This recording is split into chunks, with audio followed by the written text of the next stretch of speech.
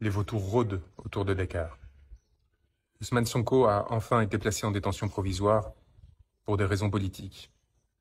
Après des années d'acharnement judiciaire qui utilisaient des prétextes pour le persécuter et le salir, comme cela a été fait envers tant de dissidents, à commencer par Julian Assange, le pouvoir a montré sa véritable face, celle d'une tyrannie sale qui ne supporte pas l'opposition politique et qui vise par tout moyen à se perpétuer au sein d'instances dominantes qu'elle utilise pour piller et pour accaparer des ressources au détriment du reste des Sénégalais.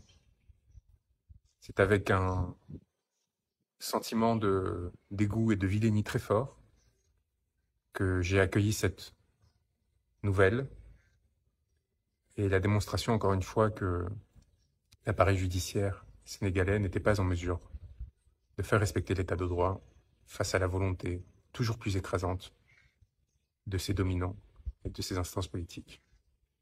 Alors je vous dis tout cela depuis Dakar. Je salue la mort d'un nouveau martyr, tombé à Pékin aujourd'hui, tombé à Pékin pour la liberté et la souveraineté de son peuple. Tué par les balles d'agents de la BIP, sur lesquels nous avons tous les éléments pour mettre en œuvre les poursuites qui ont été enclenchées tant en France qu'à la Cour pénale internationale, et je l'espère bientôt, dans le cadre d'un changement de régime démocratique, qui se poursuivront au Sénégal lorsque celui-ci retrouvera sa souveraineté. Je vous parle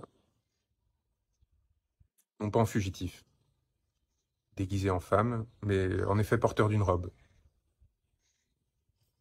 Une robe d'avocat.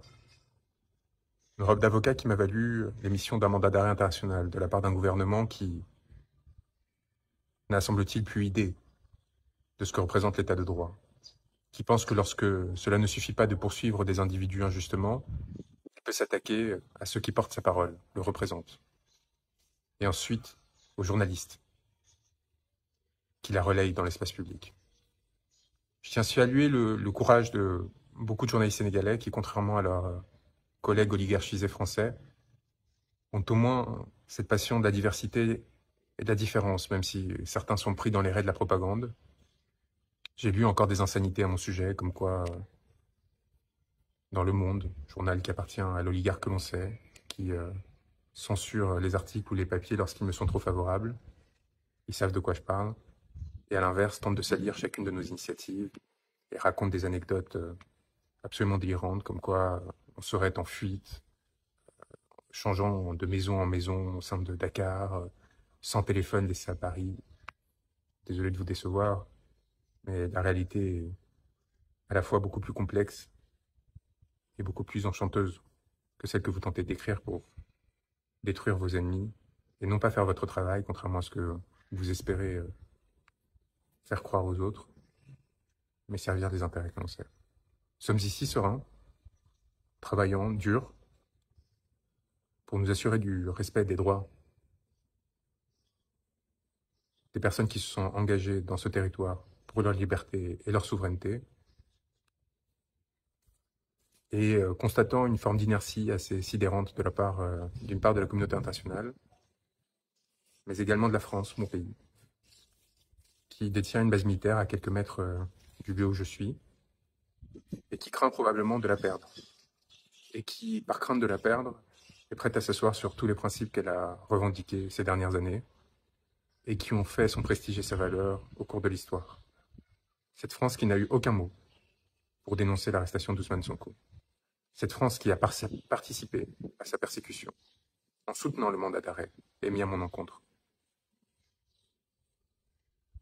Cette France qui, encore aujourd'hui, se tait sur les 60 morts, qui depuis mars 2021, les milliers d'arrestations et de blessures ont atteint au peuple sénégalais alors qu'il manifestait pour défendre ses droits, et en particulier son droit d'être représenté librement dans le cadre d'élections démocratiques.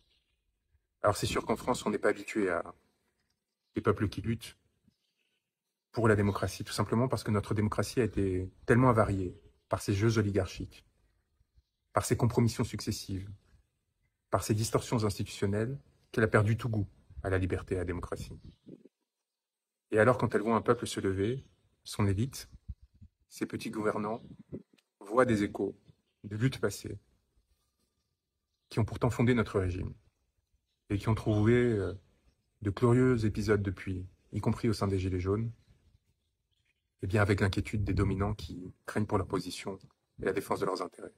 Je les connais, ces médiocres, et je les ai assez fréquentés pour savoir ce qui explique leur attentisme, leur indifférence et leur soutien larvé, puissant, à l'encontre des régimes qui tuent, qui pillent, qui violent. Est-ce que c'est pour cela qu'il faut se donner à des mains étrangères, à d'autres acteurs opportunistes qui tentent de se saisir de ces opportunités? Non. Il faut en profiter pour garder sa dignité, réclamer sa souveraineté et proposer des positions d'équilibre comme celles qu'Ousmane Sonko développait, sans asservissement à l'égard d'une puissance tierce, quelle qu'elle soit, pour et par le peuple. Pour et par le peuple. C'est maintenant le cri qui doit nous unir pour défendre, à travers ce destin et à travers celui de tous ceux qui luttent, nos aspirations à la beauté et la dignité. Courage à tous. On est à vos côtés, très proches. On l'a fait pour vous démontrer qu'on n'était pas dans l'incantatoire, que l'on était aussi capable de prendre des risques, mais aussi, jusqu'au bout, revendiquer la légitimité de nos faits, des gestes, de nos paroles, puisque c'est sur des paroles que nous avons été poursuivis.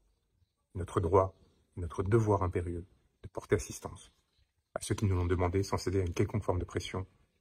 C'est ainsi que j'ai toujours exercé mon magistère, c'est ainsi que je continue à le faire auprès des frères qui luttent, de la Guadeloupe au Sénégal, et rien ni personne ne pourra nous en empêcher. Peut-être qu'ils nous arrêteront, peut-être qu'ils nous empêcheront de mener à bien le travail que l'on mène avec des acteurs de la société civile, politique, des confrères, pour essayer de comprendre les mécanismes d'oppression qui ont amené à la commission de crimes contre l'humanité. Mais il nous faut rappeler deux choses. D'une part, leurs crimes sont imprescriptibles. D'autre part, le travail que nous avons fait, cette communication à Cour pénale internationale, cette plainte auprès des institutions françaises et qui seront, je l'espère, relayées par les institutions sénégalaises dès que ce pays aura repris sa souveraineté, ce travail est fait. Leurs responsabilités sont établies. Et les mots que nous avons enfantés ne pourront pas être effacés. Courage à tous et tenez bon pour notre souveraineté et notre dignité.